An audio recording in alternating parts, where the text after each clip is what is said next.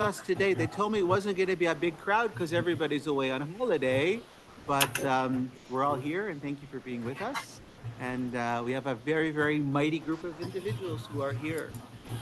So I'm going to do something that I do semi-regularly, and that's kind of change the program. Um, and I do that for myself as much as I do that for you, because I never want you to be overly prepared for this moment in time.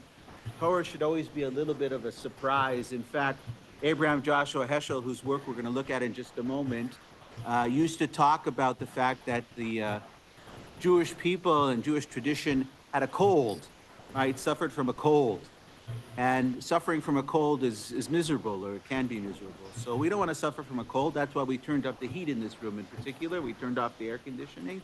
For those of you who are complaining, for those of you who are comfortable, welcome.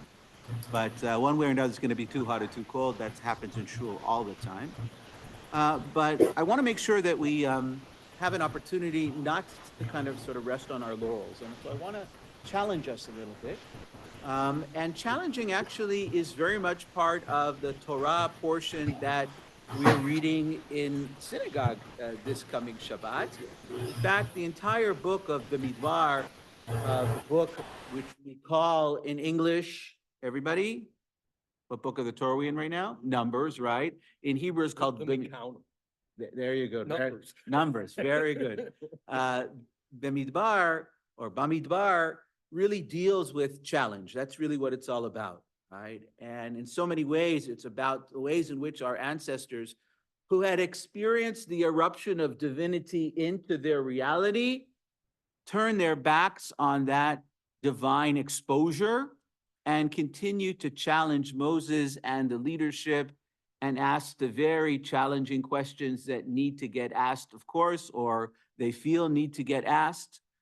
As a person who's in a position of leadership, and we've all been in positions of leadership, sometimes we deal with those things well, right? Sometimes we say, oh, Epis, that's a good question. I didn't think about it that way. Thank you for asking that question. Even if we don't mean it, we often say that. Sometimes, by the way, we actually mean it, right? If you've been in a setting where somebody asks a question and you say, scratch my head a little bit, hadn't thought about it that. What a wonderful insight. What a wonderful insight. And we give a lot of credit for that. But usually, particularly when we have a point that we want to drive home, we don't spend that kind of time thinking about being that sensitive, but rather we kind of get a little bit defensive and we back ourselves into a corner, often really literally, right? We kind of pull back and don't allow it all to hang out. And so we get into this posture of being in a sichsuch, being in an argument, being contrary to one another. And I think very much that's what happens in this book of Bamidbar. There are all these sichsuchim, there are all these opportunities for wrestling with the tradition, wrestling with God, wrestling with leadership, Moses, Aaron, Miriam. It all happens in this book in a wonderful way, or not such a wonderful way, depending on how you look at all of this. And of course, we come out as Am Kshe Orif, right? A stiff-necked people, right? Which, by the way, is either a wonderful compliment or is also a wonderful criticism, right? Maybe it's a little bit of both, right? Stick-to-itness, perseverance, a certain sense of obstinance, a certain sense of digging your heels in. That's often good and something that we often get credit for, right? We love people who have a stick-to-itness, the ability to continue to do what they're doing to move forward, even in the midst of challenge. And I will say that, of course, that's the story here, right? Even in the midst of challenge, the children of Israel persevere, they push forward, and the ultimate end of the story is that they make it ultimately to the land of Israel, Eretz Zavat Chalav Udvash, the land flowing with milk and honey. But I want us to take a look at a couple of things as we move through this today. Not so much about the story of the parasha of Balak, which is maybe the quintessential story of the challenge against the authority of the establishment, in this case, Moses and Aaron and the leaders of Israel. Because that story is a story that we probably have spent some time on before. It doesn't mean we're not going to come back to it, but I felt today I wanted to go at this in a slightly different fashion. And I want to start going at it by looking at a text from a great teacher by the name of Abraham Joshua Heschel. Heschel wrote many, many consequential, significant works. If you haven't read Heschel, Heschel reads a little bit like poetry. And if you're not sort of a person who reads poetry naturally, you have to spend a lot of time on Heschel. A little section of Heschel is very dense, right? And you have to unpack it because Heschel was one of these individuals. Not only did he speak 9 languages, right? But he also had mastered and integrated the entire tradition, really the entire tradition. And on top of that, was classically trained, right, in European universities. So he knew all of the best, right, of almost everything that was out there. And so he had mastered many of those things. The other problem with Heschel is he writes without footnotes, and that's very challenging. Sometimes we can figure out, okay, you know, this is a verse from the Torah, and if we're a little bit more educated, it's a verse from rabbinic literature. If we're a little bit more educated, it's a verse from rabbinic literature, and from somewhere else, right? Maybe the Zohar, other sort of what we would call esoteric texts. So we're lucky along the way that some of the folks edited some of this, and sometimes we get a sense of where it's all coming from. But he spoke so naturally, right? The language of our people, the ways of our people, the texts of our people flow off his tongue. Many of us have had professors of this sort, right? People who knew the classics well. Anybody go to the lecture that Rabbi David Wolpe gave here when he was in town a couple of weeks ago, right? And it was fascinating, right? The way in which Rabbi Dr. Wolpe kind of integrated our tradition and classic tradition. It was so interesting to me. He quoted a number of individuals who are absolutely anti-Semites, but they made their way into the lecture because they're brilliant, or they were brilliant individuals, and they make some good points, and it actually worked. It's fascinating. I once asked him about it. He said, listen, guys, an anti-Semite didn't mean he didn't come up with a good idea every once in a while, right? So we sort of joke about all of that. But I want us to go through this Heschel piece with the following sort of focus. The focus is, what is Heschel actually saying about the nature of leadership and the nature of followership, right? What does it mean to be in this kind of relationship? Why should the children of Israel listen to any of this, right? Why is this important? And in the backdrop of all of this, this notion of the Torah portions that we're looking at in Bamidbar, which very often seem to be saying what? The children of Israel are a bunch of, what's the word you would use? Kvetchers, right? Stiff-necked people, of folks who can't, you know, like they have the inability to see the positives. They're constantly looking at the cup as half empty. And put it into that context. Now, stop for a moment and allow yourself for a moment to suspend disbelief in order to allow for the flowering of something, right? Something to grow. Ask yourself as we go through this, the more difficult question, how much of this is us, right? That's how much of it, this is us. How often do we become jaded? Do we become insensitive? Do we become not open to what's being shared with us, okay? How much do we get frozen in the ideas that we believe to be true, or the concepts that we hold to be true? How open are we to breaking down the ways in which we have thought in the past to allow for something new to be born? Just by show of hands, how many of you would call yourselves one of 2 categories? Let's do first people who are more on the traditional side, and I don't mean that in terms of religion. I mean just traditional in general, and more on, I would say, the innovative side. Just by show of hands, who are innovators? Okay. No, it's not something to be embarrassed by. Okay, right? Just again, you're probably a mix of both. But if you would say my general predisposition is to be an innovator, looking to kind of think about things in new ways, right? And how many of you would say I'm more comfortable in the realms of the tradition?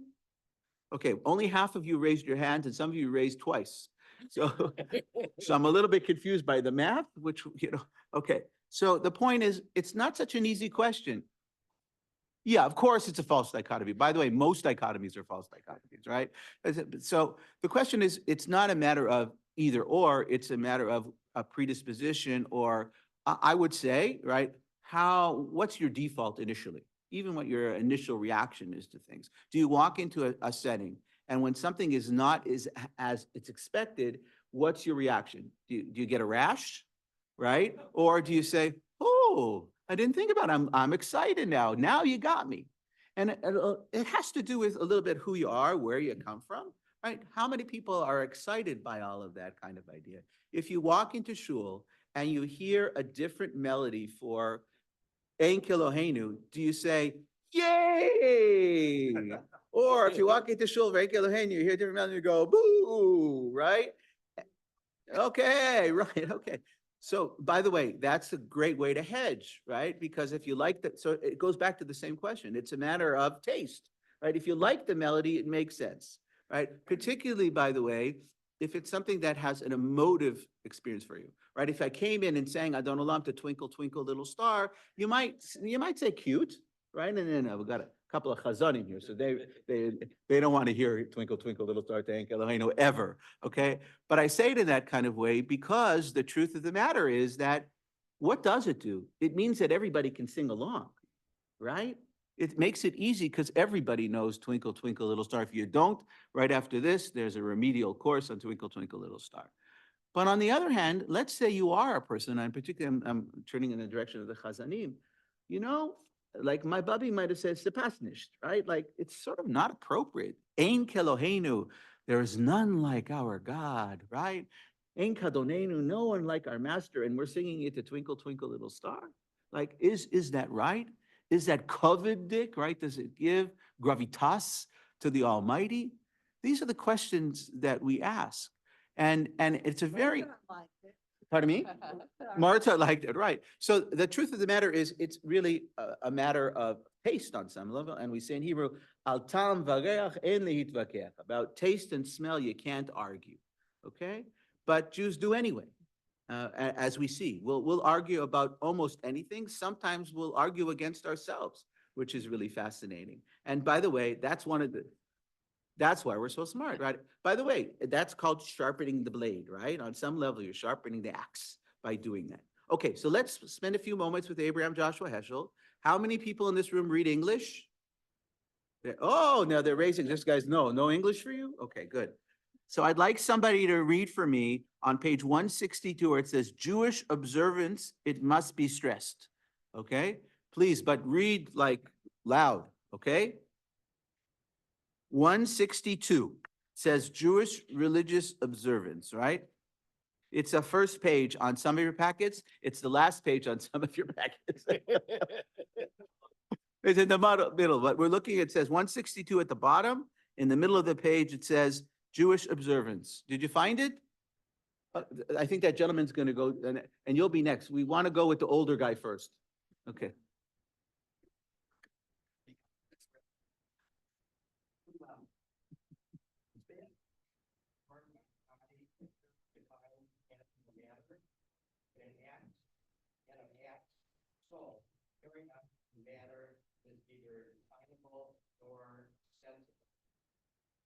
Okay.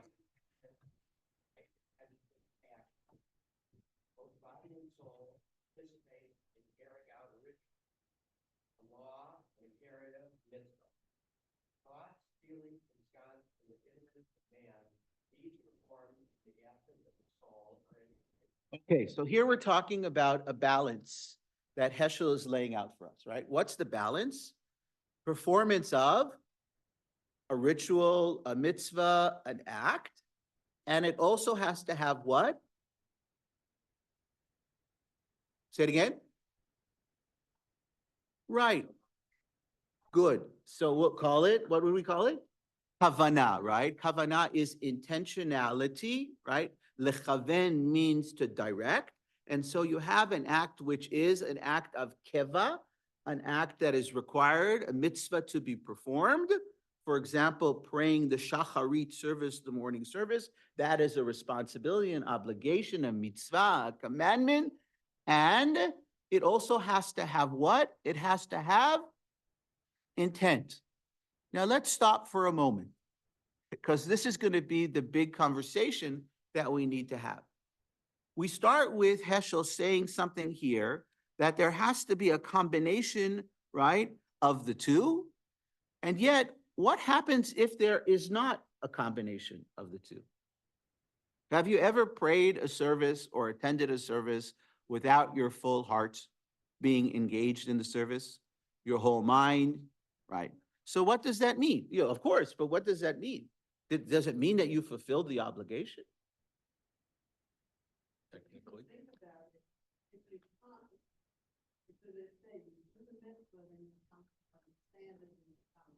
Great, so you're giving it. If you're sitting there and hearing the church, then you can think about forming it and getting the covenant. Okay. So just one second. I think it's a very important point that you're making, right? So you're halfway there, right? You can't experience it unless you put yourself in a position to experience it, or experience it fully until you put yourself in a position to experience it. Okay.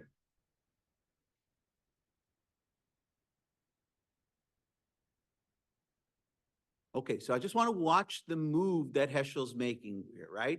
He starts with talking about an ideal reality of what?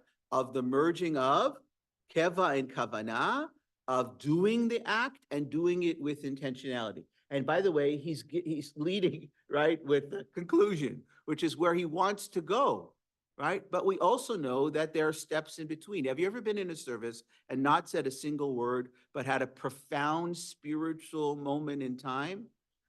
What made it spiritual for you? So one thing is community. Another is atmosphere. Somebody say it's of chazonim.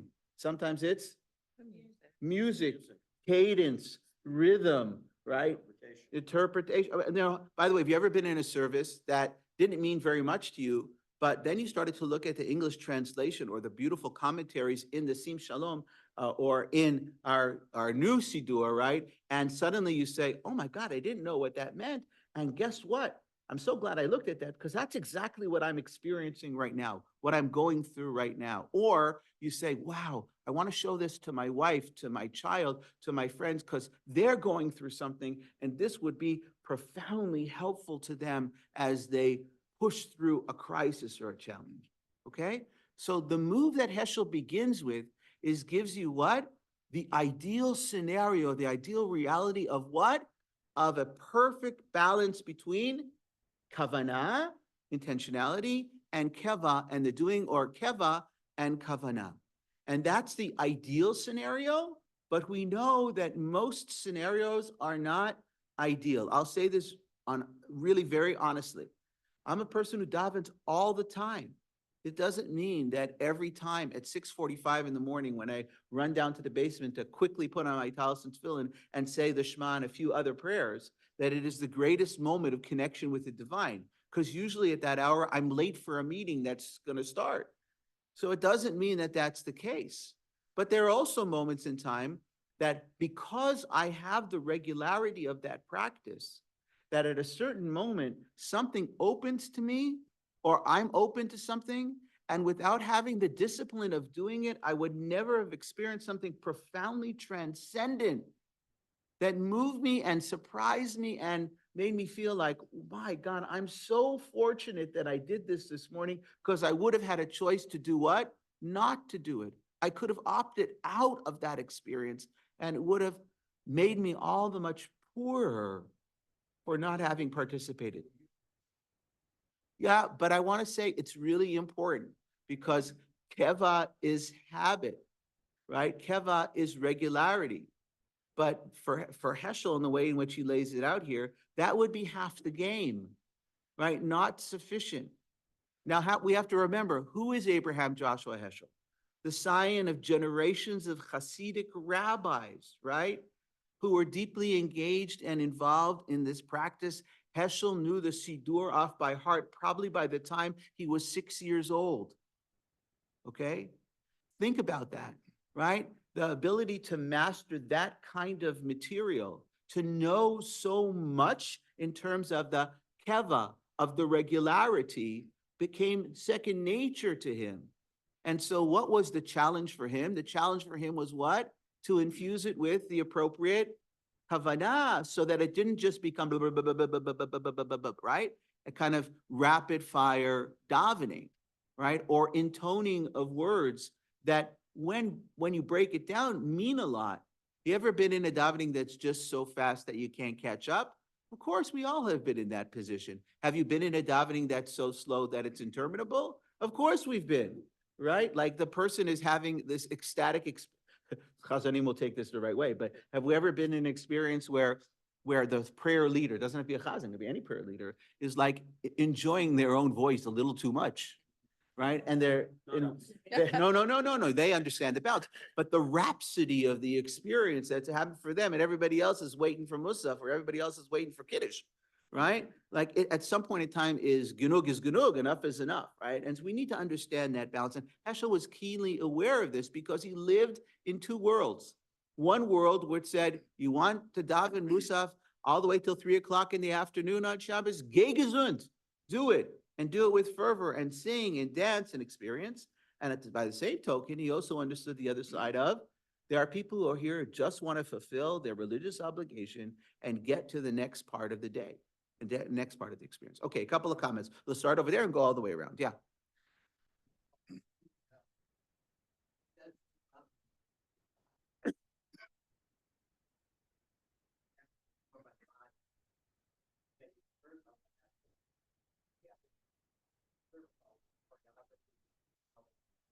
Right.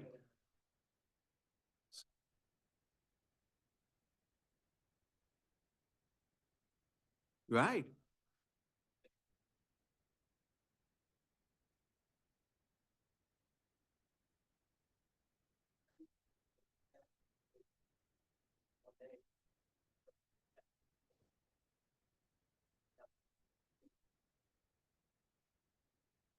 Sure. Right. Right. Is praying with his feet, right? That, so I think you're right. I just want to make sure that we emphasize the fact that he's trying to talk about a synthesis of all of these things, right?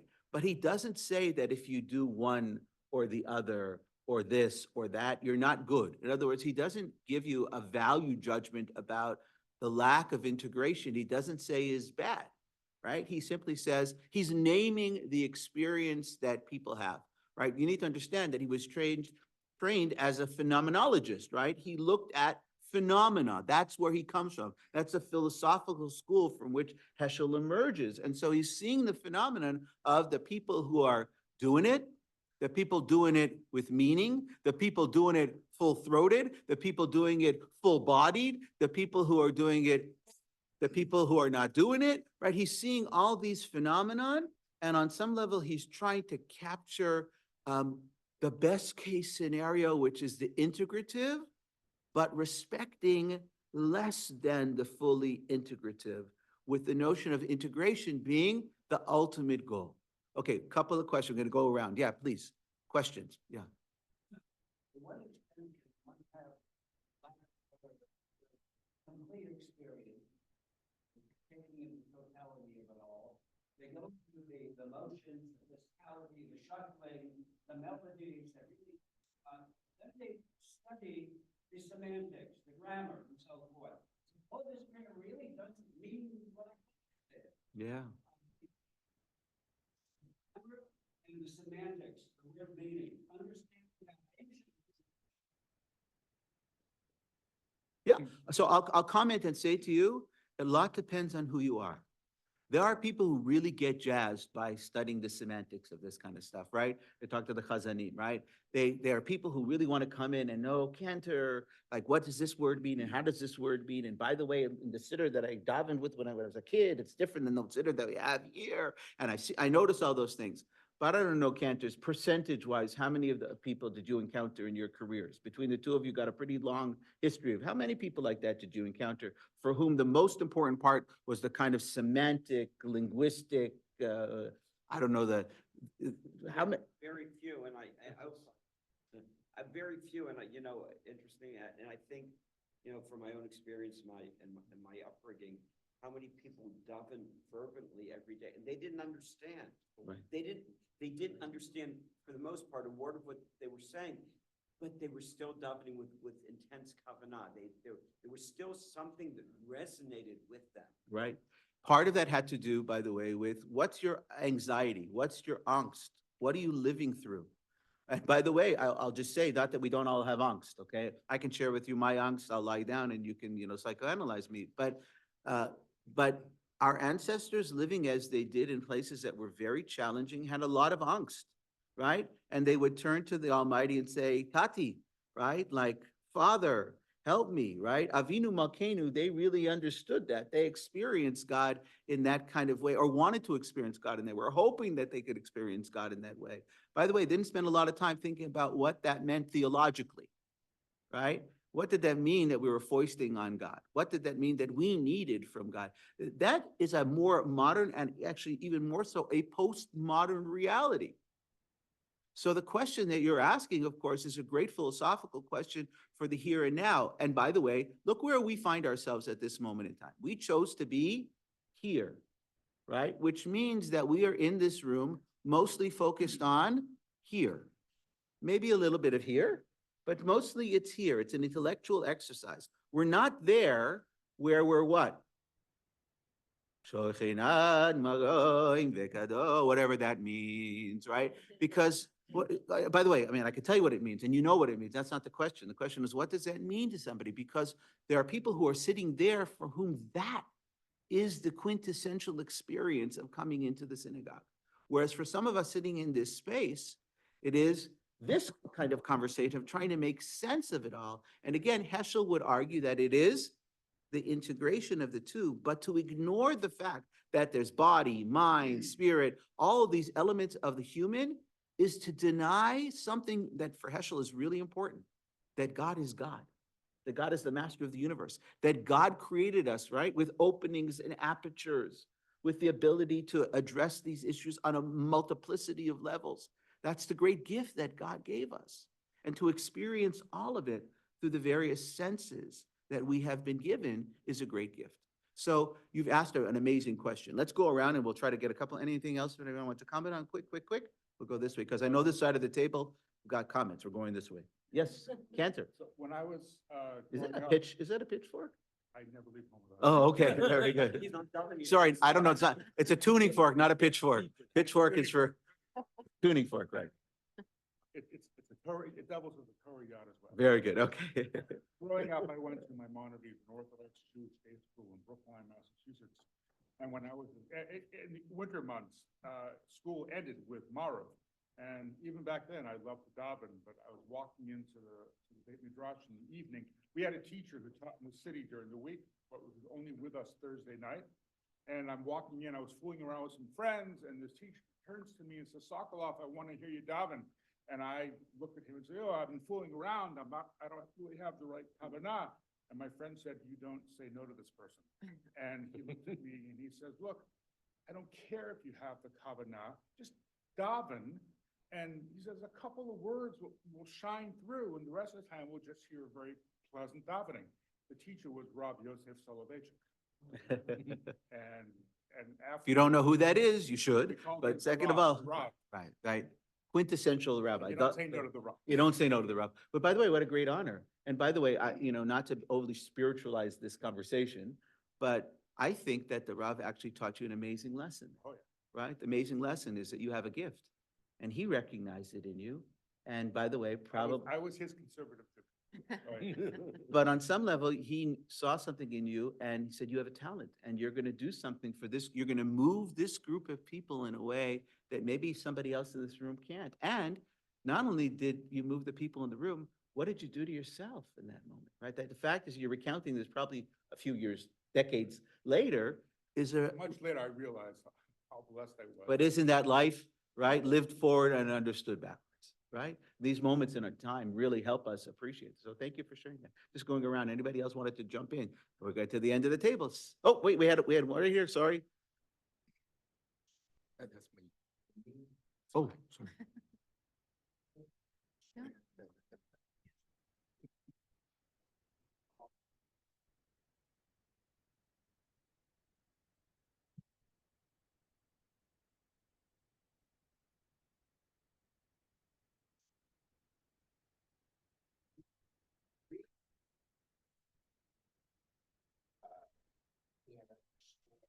I'm not going to disagree with you, except I'm going to disagree with you.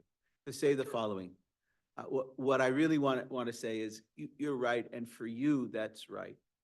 And I'm glad that you want to understand what's going on, and you want to understand what it means. But I've got to say to you, there are many things that I've learned in life that I feel and never really understand. The love that I have for people, I'm sitting next to my wife, the love that I have for my wife, I could explain it in all kinds of ways. It's why when you're young and you write a card to somebody that you love, you say, I love, love, love, love, love, love, love, love, right? 96 times, I love you. Because no matter how many times you write the word love or how many hearts you put on it, right? It doesn't capture the totality of what, it's greater than the sum total of its parts. And so to simply say that the meaning is what is going to drive it. Yes, for you, that's what really does it. That's what takes it from being a simple experience to a profound experience. But there are, for many people, simply, that old story about the guy who comes to shul and he said, why are you doing shul? You're an atheist, right? He said, yeah, I'm an atheist, but Cohen over there, he loves davening. He loves God. So I come, right? He comes to talk to God and I come to talk to him. Right? Like that kind of experience is a really profound experience that we sometimes underestimate. Look, I love davening, okay? I've always loved davening. When I was a rabbi in a congregation, everybody would come over to me and during shul and disturb me, right? I started for a while davening before I got there because I didn't feel like I had any moments of davening. So by the time I got to shul, right, people had questions. Rabbi, what does this mean? What is this all about? I want to tell you about sometimes they wanted to kibitz about nothing, right? Or about not nothing. To them, it was important. And of course, we're rabbis and we're smiling and we're having fun and we're trying to make them feel good. But it wasn't, almost not appropriate for the moment in time. But for them, it was meaningful. And so I wanted to be their rabbi. But on the other hand, every interruption in the service for people who want to pray is a problem. So I started to do something in the shul near the end of the time that I was there, no more page calling. We put up a little sign, you flip the chart, right? They do this in Orthodox synagogues, right? And I simply said to people, I know some of you are going to get lost. Some of you are going to be, they're going to wait for me to give my big line. Please rise and turn to page, right? Like the big line, we practice that in rabbinical school. You can't get out of rabbinical school without doing it. Probably cantorial school too, right? Like, but how about not? How about not? How about trying to find a way to find the cadence and the rhythm without somebody giving you stand now, step here, like Arthur Murray School of Davening, right? That's, without that kind of, I'm old enough to know about Arthur Murray. This is good. Polly will tell you about our dance lessons someday. But I want to make sure to offer you the possibility, not that it's going to change, not that you shouldn't delve to the meaning and get to the depth of it all and understand and appreciate it intellectually. But there is appreciation, apprehension that has absolutely nothing to do with understanding in the classic intellectual sense. And if we don't give ourselves the opportunity to think about that, then we've missed something. And I think tefillah, right? Tefillah, lehit palel, is a reflexive verb that means to do this, to go in, right? So that it can go up, right? Go in so that it can go up. It's a reflexive verb internally, right? And if that isn't happening, if it's sort of staying here and it doesn't ever make it here, then we've missed part of the experience of tefillah. And by the way, this can be crazy. Shabbos, Rabbi, good Shabbos, good Shabbos. It can be crazy making because how are you trying to do all these things at one time, right? Like you can't. You can have a mind that's so cluttered that you don't have an opportunity to have any experience. I'm not recommending that. So I think the important thing is to likboa itim, set times to study the davening, but set times to daven. I finish with just a little story, then I go to the next folks. Buber was lecturing at JTS, Martin Buber, right? Everybody heard of him? I, thou, right? Okay. Buber's giving a lecture, and he notices around 3 o'clock that the students all start leaving the base medrash, the place where the lecture is being given. And Buber, he was from those dramatic professors. I don't know if anybody had those professors. I had a few of those at the end of their careers. May God bless their souls, and may they rest in Eden. So people are peeling away, and finally Buber notices and says the following, literally says, I don't understand, gentlemen, because there were no ladies there. Gentlemen, Martin Buber is giving you a lecture and you're walking out of the room? right? Like to make everybody feel guilty. And then one Chaim Yankel in the corner says, Professor Buber, it's mincha time. It's time to pray the afternoon service. Where were they going? To Minyan.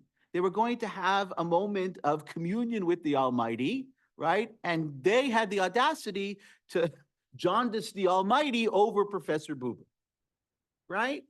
Like on some level, we have to think about all of that.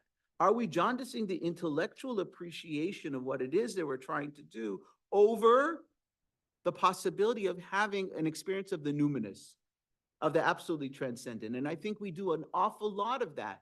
We do it all the time in shul, because I know it as a rabbi. When the davening gets really, really, really good is usually the time the rabbi cuts it off, out of necessity, right? Because at some point in time, people don't have the sitzfleisch, right? The tushy muscles to actually continue to sit by and large. And they have other things that they need to do.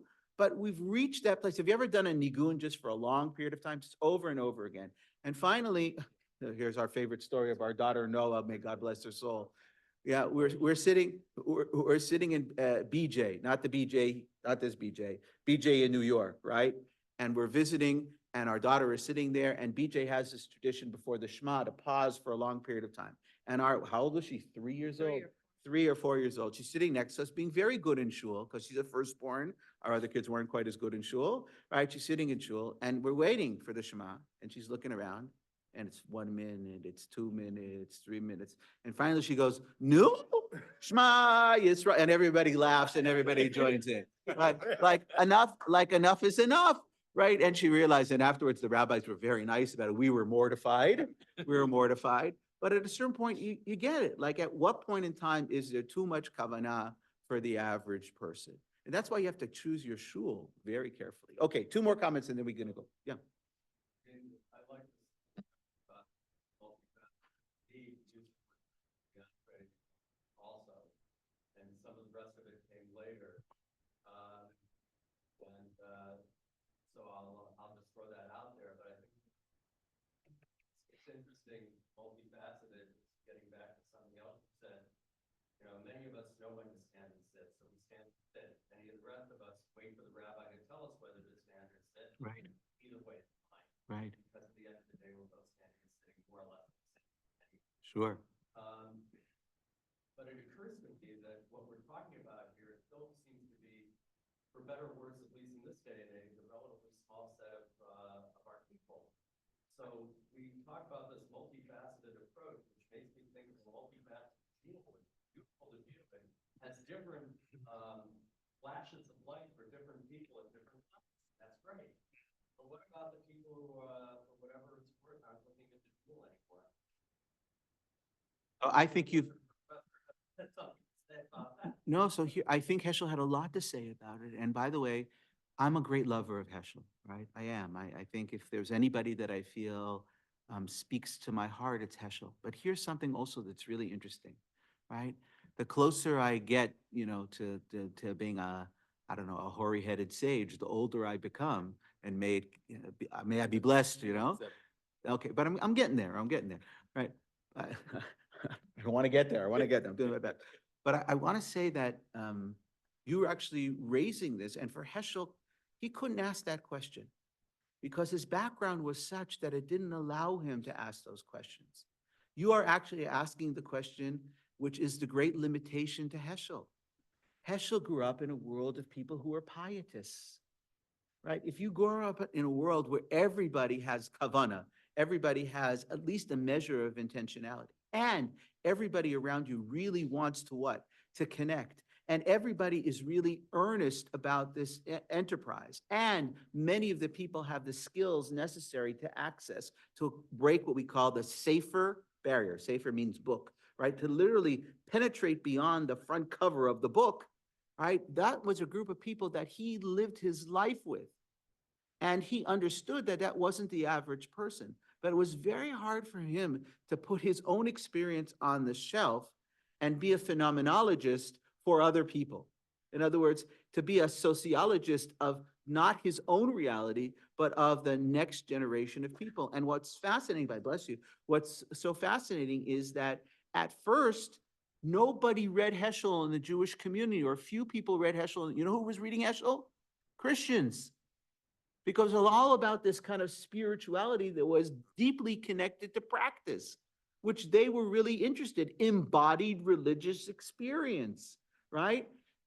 But Jews had gone in a different direction. They had either gone completely into the notion of all of this is true as an a la orthodoxy, or they've moved into the reality of all of this is sort of fictional or metaphorical, which let's start with metaphorical, which was really the way the conservative movement talked about things. Why did we never change the prayer book till recently? Why did we change it?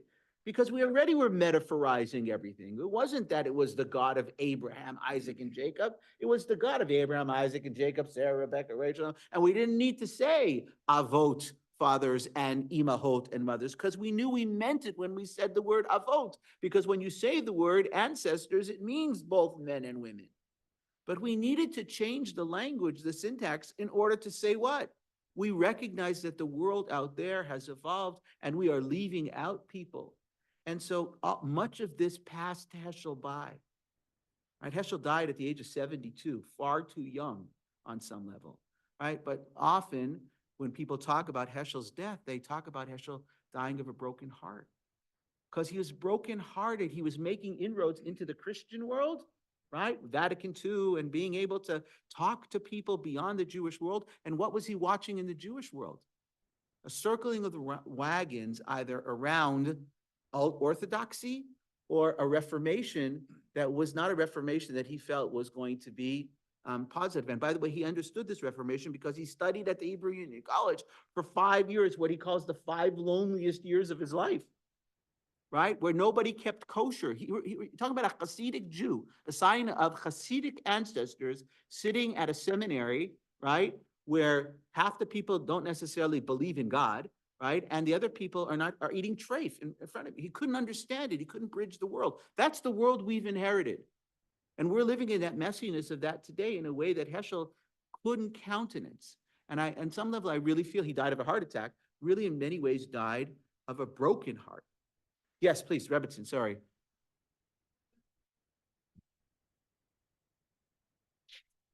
Yeah.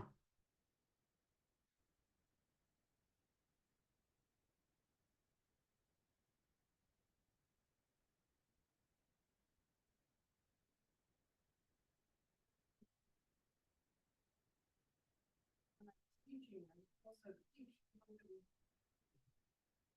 But these are not things when you say, we don't need to language. Right. If you're older, Becomes much more concrete.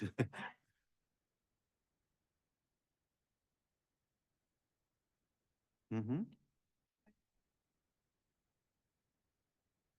live in Mm-hmm. Mm-hmm.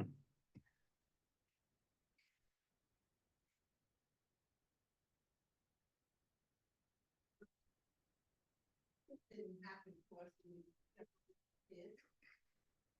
And then I remember one day, there was a Jewish girl who was in the lion's cave in Philadelphia Zoo. Right. And the lion attacked her and killed her. Yeah. So, you know, this thing is real. Yeah. He's giving you examples. It's real. Can I tell you how sad? You're 100% right. I just tell you, in my shul, one of the saddest moments, right before I decided that I was going to leave, it was Yontif, and somebody came to me and said, Rabbi, I know the cantor sings Unatana Tokif really beautifully. It's really beautiful, but you know what? It actually means absolutely nothing to me, and it's too long. So could you do me a favor? Could you speak to the cantor about cutting down Unatana Tokif? By the way, I'm looking at Chazanim over here. Like, can you imagine that conversation? Chazan, I'd like to speak to you about cutting down Unatana, or getting rid of Unatana Tokif. For cutting it down, I can understand. But right? If you eliminate the Yitzchak sermon and all. Right. So now we can play it out, okay? And the truth of the matter is that, by the way, that would have been a trade-off I would have been happy to do. But the truth of the matter is, for me, it's a very powerful tefillah. But the truth of the matter is, mi barash, mi gefa, who's going to live and who's going to die. It's like the average congregant sitting in their chair, unless they're going through some existential crisis, or unless they're going through a health crisis, or unless they're connected to somebody who's going into it. And by the way, if you ask yourself the question, isn't everybody always in that position? Like, but by the grace of God, we don't know what's going to be with any of us. And we all know people who are suffering with whatever, or living with all kinds of conditions. But the ability to do that in the midst of a service that's going on the holiest day of the year, the pomp and the circumstance, right? And then ask professionals, right, to then be in that moment and facilitate the experience and talk people through it. It's an almost impossible task. And on some level, I'll still remember a story, which I will not name the name of the rabbi. I can name the name of the rabbi. I was sitting in synagogue with my teacher of blessed memory, Bernard Lipnick. Rabbi Lipnick was the rabbi of the synagogue that I served. I had the great pleasure of being with him in the last 5 years of his life. And he had been in the synagogue 58 years by the time he finished his career. 58 years in the same synagogue. It's pretty amazing. He only wanted to leave 3 times during the course of the time that I was there. And he actually told me about it. But I'm sitting next to him in shul, and we're davening, and he says, Carnie, look out in the congregation. And he spoke in superlatives, and he spoke with his deep voice. Look out in the congregation. And he always called me Rabbi Rose, right? So it didn't matter that my name was Carnie. It didn't matter how many times I told him he was Rabbi Rose, look out into the congregation. So I'm looking out into the congregation and saying, oh, yes, Rabbi, it's wonderful. Look how many people are here. Look how they're dressed. Look how they're smiling. And he goes, no, look how they're sleeping. Look how they're disengaged. Look how they're not involved. Look how few of them are looking in the prayer book. Look how many of them have done their lipstick during the course of this period of time, right? Now, the truth of the matter is that I know he was not jaundiced, but he also sort of understood that something was going on. And so I said to him, oh, so what do you think, Rabbi? He said, look at what they're reading. Look at what they're reading. Does this make sense to them anymore? Right? He said, stop reading the book of Leviticus. Not that I'm advocating. Stop reading it. Stop reading it. Not all of Leviticus. There's lots of good stuff in Leviticus, but a lot of the stuff about korbanot doesn't make any sense anymore, about sacrifices. Should we be reading about that stuff? Skip over it and get to something good. And I said to him, Rabbi, you sound to me a little bit more on the reform side of things. And he said, it's not so bad to be a little bit reformed sometimes, right? Not so bad. So the Reformation that he was talking about, and I say that Reformation in terms of really reforming, as opposed to Reformation that brings you back to be more traditional, right? He understood some of that. And again, a veteran of 50 plus years in the rabbinate or the cantorate can say on some level, maybe we have missed the mark in the way in which we are presenting what it is that we are presenting. And I worry about that, and I think Heschel gets at that. Do you have a couple more minutes? Can you stay? We do a little bit more Heschel? Yeah. If you have to go, you're going to still get an A in the course, okay? But this is just important for me to give a couple more lines, okay? Judaism stresses the importance of a fixed pattern of deeds, right? As well as that of spontaneity of devotion, quantity as well as quality of religious living. So Heschel cuts the baby in half and says both are important. Last time I checked, what do most people in synagogue do? Quantity or quality? What would you choose? What would you choose? Come on, we're quality people, right? We really want a few good ditties. Oh, okay. They want lack of. You should have been a Talmud scholar. Right, but she was, right. So the truth of the matter is, on some level, yeah, it's nice to talk about that on a piece of paper and writing a beautiful manifesto, right? But the truth of the matter, real practically, what does that mean? Because you want El Adon, right? All of it. You want every verse of the Chadodi. You want all these things because you like those things. The guy next to you can't stand that stuff, right? And so you don't make anybody happy, or you make a very small group of people happy. Finally, when we were graduating from rabbinical school, we had lectures with each of the professors, and they asked us to think about what would be our success for us. And we said, well, we'll flip it back to you. What is success for you, right? And those who actually served congregations said, if somebody got something during the course of one service, hareza meshubach, right? We thank God we did something, right? But is that what you would want? Like a C+? Is that what you would really want? Oh, I got something nice out of the service today. I got some nugget of something. It's nice on some level, but is that what you're shooting for? Mediocrity? Would you not want an experience that in toto would move you and that it would build and there would be many movements like there are in various other kinds of medium that we consume? So its quality is okay. Action as well as kavanah. A good deed consists not only in what, but also in how we do it. Right? You ever been in a situation where somebody performed a good deed for you? Right? The checkout person, right? Begrudgingly, they take your money right? And they give you a hard time and they say, you want a bag? And you say, yes. And they throw the bag at you. Like, right? That kind of experience that we have, right? Can you imagine if that's the way in which we treat our religious life? Can you imagine if the person who is facilitating the spirit experience for you is that way? You know, Chazanim will tell you the Hineni prayer, right? That beautiful prayer that the cantors recite, right? But one of the things it says is that you have a beautiful countenance, right? And their face is aglow and their mannerisms are beautiful. Like that's the way to react.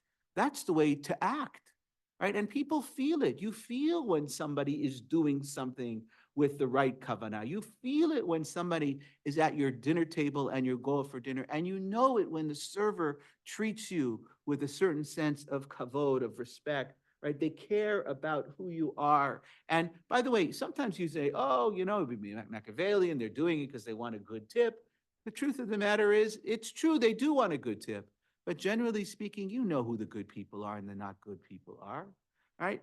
And by the way, some people don't want to be taxed on tips anymore. Oh, I didn't say that out loud. Okay, so nobody laughed at that? Okay. A good deed, you don't know about that one? You haven't heard about that one? Okay. Even though mitzvot, which require for their fulfillment a concrete object and an external act, call for inner acknowledgement, participation, understanding, and the freedom of the heart. So what is Heschel talking about? Heschel is talking about this absolute integration of all the experience, keva and kavanah, of the act itself and the intentionality. But what's the problem? What's the problem? What's the problem? Is it a problem? Absolutely, right? Heschel writes this in these terse few paragraphs as if this is absolutely the way it is and should be. And guess what? It's simple. If you just think about it, you'll be able to do it. And the truth of the matter is maybe Heschel was. Maybe Heschel was. But it's very, very difficult to be an Abraham Joshua Heschel. It's very hard to be a person. And by the way, Heschel probably would never have talked about it this way, though Heschel was not what you would call modest. If you listen to Heschel, and there are a number of television programs that Heschel did, and radio programs like the Eternal Light program that came out of the seminary, where Heschel speaks, this flows off his tongue, right, with his accent, his Eastern European accent, but he says it in such a way that it's sort of alarmingly simple on some level, and yet profoundly impossible. But yet for Heschel, it seems to flow, and it seems to be easy to say, and maybe it was easy to do. So I want to say the following about this, and this I'll kind of bring this home and kind of finish here. There's a lot more to do, and you can take this home and we can talk about it. By the way, the next pieces that follow come from a man by the name of Michael Strassfeld. If you don't know who Michael Strassfeld is, you probably have read, right, the Jewish catalogs. This is Michael's newest book called Judaism Disrupted, okay? Like disruptive innovation for those of you who are studying that kind of stuff. It's worthwhile to read the book. Maybe at another point I'll come back and I'll do something from Michael, but it's worth it to talk about because Michael grew up a lot like you, right? He grew up a lot like you. His experience of where he grew up was the son of a conservative rabbi, and all of the kind, he knew the keva, he knew the words and the cadences, and he knew how to do it. And his conclusion is an absolutely different conclusion than Heschel's. His conclusion is not to say that it's simply if you cultivate the kavanah, the intentionality, everything will flow and it will all make sense, that the words and the music and everything will come together if you just invest enough in that. He simply says something very different, which is what? It's time to change the tradition. The tradition itself is outmoded and outdated. That the language that we're using in the prayer book is a language of an era that is gone by or bygone. And if we continue to move in this direction, fewer and fewer people will appreciate the images, the motifs, the orientations that are listed here, because it was created for a particular group of people at a particular moment in time. Much of the Judaism that we live today is a post-Holocaust phenomenon or a Holocaust mentality orientation to the world, where we're talking about the preservation of Jewish tradition because we don't want to give a posthumous victory to Hitler. But that does not create into the next generation a tradition that lives in the way in which our children, and despite the rise in anti-Semitism, which scares the living daylights out of all of us, we are not living in 1939 in Europe. We're living in the United States of America, and the creativity that abounds in our community, the ability for us to reimagine and rethink, will be the salvation of our people. But if we continue simply to teach what was taught in the past, we will be in a very difficult position. And by the way, since we have cantors in the room, they get it better than almost anybody else. The cantors have been the first to adapt, and I'm watching it now, adapt the creativity of the modalities of worship that are out there far before many of the rabbis like to kvetch about it and talk about it and talk about the phenomenon, but cantors are doing something about it. They're trying to talk about how do we preserve which is beautiful Sinai that comes from Sinai on the one hand, but on the other hand is a new emergence of a revelation that comes to us in this day and age based on our experience that is now, that emerges the Sinai that is not a mountaintop experience, but a Sinai that emerges from the essence of who we are. One second. Sinai lives not only here, but Sinai lives here. And it reverberates within us. And that we hear it and feel it, and it makes the hair stand up on our skin and makes us feel it. Now, sometimes it makes us feel it because it's disquieting, because it doesn't sound like our youth. But on the other hand, that in the disquieting, in the breaking of the vessel that contained what was so sacred, we have an opportunity to create something which will be newly sacred. You know, why do we break a glass at a Jewish wedding? Why? Anybody know the story? Come on, whatever all the explanations that rabbis give, I've given them all. What? Beautiful explanation, right? Right? And the other one is, it's the last time he's ever going to put his foot down. Okay, right? Like we get all those, I can give you every one of those Jackie Mason lines. Okay, like that's not why do we break a glass? Because the Talmud has a story of people who are having a wedding and they were being just too freilich, just too joyous. Why? Because we didn't have a temple, because the temple was destroyed. Right? So what did he do? He broke a glass and said, for God's sakes, people, you're having so much fun. The temple was destroyed. It's just a stone's throw from here, and you're having fun? Ask yourself the question, how long will that Judaism last? How long does that Judaism last? You know how I know it's not lasting? I want to see how many people are in shul for Tisha B'Av. How many people? I know many people will be there from this crowd. You're not the typical, you're not the average bears, as they say, okay? But the truth of the matter is why? Because it's almost meaningless to most people to talk about the notion, if I forget thee, O Jerusalem, right? Let my right hand lose its cunning, let my tongue stick to the roof of my mouth, right? It's almost an impossibility for most people because they don't necessarily work and operate in that system any longer. So the question itself is, what happens when the operating system itself has to change, right? We're moving out of DOS finally, okay? Like we're moving to a new system, to a new reality. What's the new operating system? And the question is, does it have enough of the stuff of the past to, I don't know so much about operating systems, right? But the truth, but the truth of the matter is what's going to be. And I don't know about the rest of you, but I have a lot of optimism on the one hand, and I also have a lot of nervousness on the other. Not surprising, because I'm not so sure that young people want to invest in what we heard from the Chazan, which was get up and daven. He knew you could do it. They had invested to train you, right? You knew what to do in that operating system. What if a young person got up here on the bima and decided to take shacharit and do something with it, not just musically? I think musically you could live with almost anything, right? Almost anything. If they started to do, pieces from contemporary Broadway shows, people would actually think it was really cute, I think, right? And you might say, oh, wasn't that interesting? And I don't know if I want it every week, but it was a nice thing to have once in a blue moon, right? Because I want to hear Ledor Vador, Ledor Vador, but whatever it is, okay? But on the other hand, what if we really changed it so drastic? What if the Chazan got up there, right? Or the Shaliach Tzibur, the person facilitating. And those are two categories, by the way. There's a very big difference between, not because you're sitting here. There's a very big difference between a Chazan and a Shaliach Tzibur. A Chazan is a Choseh. He can vision and see what people need in the kahal, in the congregation. A Shaliach Tzibur is a person who facilitates the davening and knows how to do it. He's pretty facile, okay? But there's a difference between a chazan, a visionary, when it comes to music and liturgy, right? People used to write their own piyutim, and they would insert them, and people would hear them. And by the way, even if they didn't understand them, they appreciated them musically, and some of them appreciated them linguistically and intellectually, and it captured the feelings, right? I don't know, anybody grow up in a shul where on Rosh Hashanah Yom Kippur, they had all of these additions that they added? Yotzrot and all these other kinds of pieces that they added, and it made the davening so long. And if you ever try to understand them, it's tough. It's tough stuff.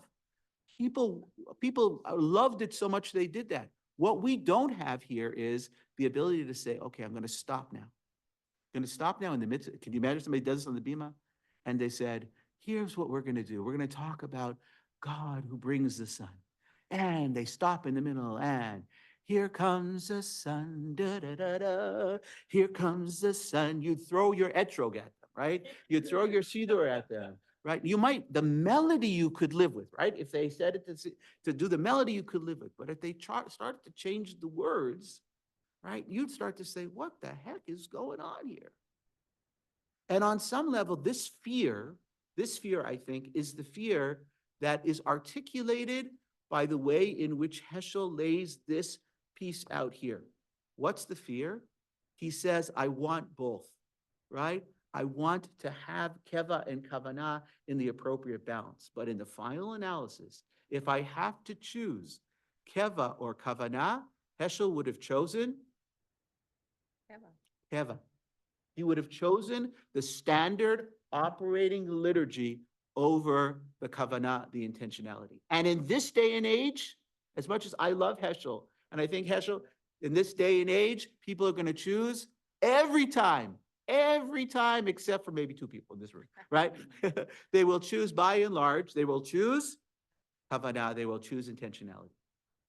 And that creates the biggest challenge to what I would call contemporary Judaism for today, which is how do we modify a tradition that has been based on tradition, and this is the way we did it, to an era where we find ourselves where everything is falling by the wayside, and we want to try to find a way to hold on to that which is most beautiful, right? That is most meaningful, that meant so much to my Bubby and Zadie, and meant so much to me, but maybe is not necessarily speaking to me in an idiom that works for me any longer, or even harder, what if it doesn't speak to my children or grandchildren? Oh.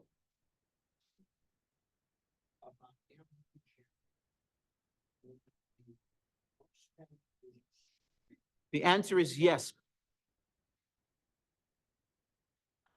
So you're saying something so important. Just give me a chance to just, yeah. So it's the same in every generation, except this generation, this era, everything moves 5 times faster than it used to move. Change is far more rapid now than it was before. And let me tell you something really, really, really important, okay? You just raised the issue every generation. Except what? Except what? We're still davening basically the same davening that came from that black siddur that I grew up with in my conservative synagogue. Right, the Silverman prayer book. And by the way, Silverman in his time was a great innovator and a great rabbi and a great teacher and a brilliant human being who did his best to preserve Judaism for his era, right? Now we've had a number of iterations. We had Slim Shalom and Fat Shalom and whatever, and now we got the new Siddur, and we'll make many more Siddurim, and it'll be fantastic for the Jewish Publication Society or for the seminary, whoever's publishing it. It'll be great. But the point of the matter is that the Siddur is not a replacement for what? Tefillah hi avodah shebalev. It's the work that gets done in the heart. And until we train people to use their hearts and not just their minds, or their minds and hearts in some kind of unison, right, in some kind of shiluv, in some kind of integration, then we'll be able to say to people, okay, we can move forward. And here's the issue. If we're not willing to countenance what the next generation is doing in terms of prayer, we are going to relegate this prayer to a relic of history. Wait a second. So hold on. You had a question. I want to, wait. Just give me a second. I'm happy to try to talk about it. You had a question. I'm sorry, or comment. Okay. How do you train people's hearts? I'll tell you how you don't do it. How you don't do it is what we did when I was growing up. You know what they did? If you weren't a good boy, they took out the ruler and they gave you a patch. Okay? By the way, it was worse when I went to study in Israel, right? And this was already in the 80s. Can you imagine? Stirat lechi, across the face. Boom. My poor brother Cleo, the fact that he's a rabbi today, I can't believe it. But he got whacked every day. He asked questions. He came from Canada. He didn't speak the language, so he didn't understand something. He asked the question. He said, "That's a klotz kasha." Yeah. You know what a klotz kasha means? That means a klotz is, you know what a klotz is, right? Right? A kasha means a question. You're asking stupid questions. He wasn't asking stupid questions. He didn't understand the language. So we had no patience, right? Remember that old saying, those who can't teach? Like we had a whole generation, particularly of really sad Holocaust survivors who left Europe and were great teachers in their own rights, rabbis and things. And where did they end up? Teaching supplemental school in conservative synagogues for kids who didn't really want to be there anymore and were often forced to come 4 and 5 days a week to the experience. Now, by the way, they could learn something. You could walk away facile. You could. And every once in a while, you were lucky. You had a beautiful and a caring and a loving and a gentle teacher who put honey on the pages of the text for you. But how many of those exist today, anywhere in the world? And they had survived Europe to do what? Right? You know, I want to tell you one of the hardest moments in my whole life was there was a guy in my class in rabbinical school who stuttered. And we created safe space for him, but the teachers were merciless, right? They were merciless with him, and he would ask questions and it would take him time. And we were all very sensitive to listening to him stutter. By the way, he was a brilliant guy and has done very, very well for himself in terms of his life, and actually worked on his stutter and is doing very, very well. Thank God, right? I still remember it was first year or second year of rabbinical school, and the teacher's looking at him. First of all, he has absolutely no patience. And then he says to him, for a question like that, our ancestors traveled through the desert for 40 years. Okay, okay. But the point is, you know, there's a lot at stake, just like in law school. If you have bad lawyers, right? If you have bad students of Torah, you have bad rabbis, you have bad cantors, you have bad educators, what's going to come out? Angry people, frustrated people, teaching a next generation of people, as opposed to saying, I want to show you the beauty of Torah. I want to show you the magic of Torah. I want to show you the mystery of Torah. And by the way, I can show you what it looks like for me, but letting them explore. If my parents did give me the chance to have all kinds of flights of fantasy in my life, right? Where would I be? I would have been shut down. I would have been some kind of automaton, and it wouldn't have been a spirit. I would have simply been a guy going through the motions. And we are seeing the world in which we find ourselves very much worried about not just going through the motions. You know what's really important now? And by the way, we can critique this. We can critique it. People don't work hard as hard as they used to. They don't spend as many hours at work. They retire early, all kinds of things that people do. God bless your soul if you can do those things, okay? But the truth of the matter is, many of us look at that generation and call them lazy, call them unmotivated, call them not interested in contributing to society. Maybe actually they have it better than we had it. Maybe they understand something that we didn't understand. Maybe it's living that's important. Maybe it's experiencing and teaching and growing and evolving. Yeah, sometimes I say, oh my God, my kid worked, 20 hours this week. When's the last time I worked 20 hours in a week, right? Like if I worked 40, it was a short week, right? 60, 80, we did that. But what did we miss out on? I'm watching now. I know what we missed out on. I could see the things I missed out on. The conversations we didn't have, the energy I didn't have to be present, right? All the things that we missed out on. So at the same time as Heschel is talking about kavanah and about doing it the right way and deferring to that ultimately, he also needs to talk about eyes made for wonder, right? You have to have eyes made for wonder. If you reimagine yourself, but you have to make space for that. And have we made space for that?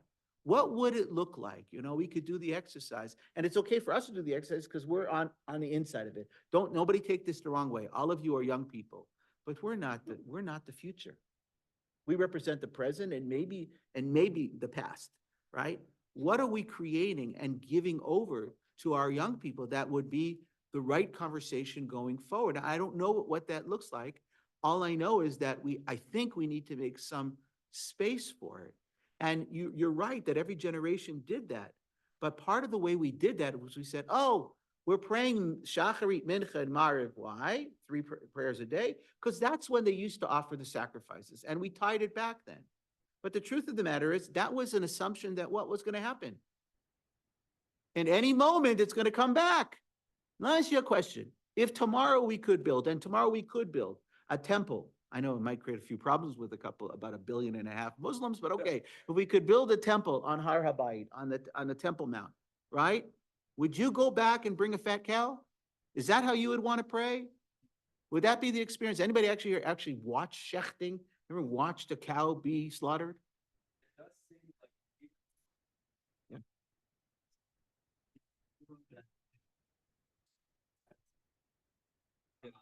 white. Or brown hairs, right? Yeah, yeah. Look, so we're not solving all the problems, but at least we raised some of them.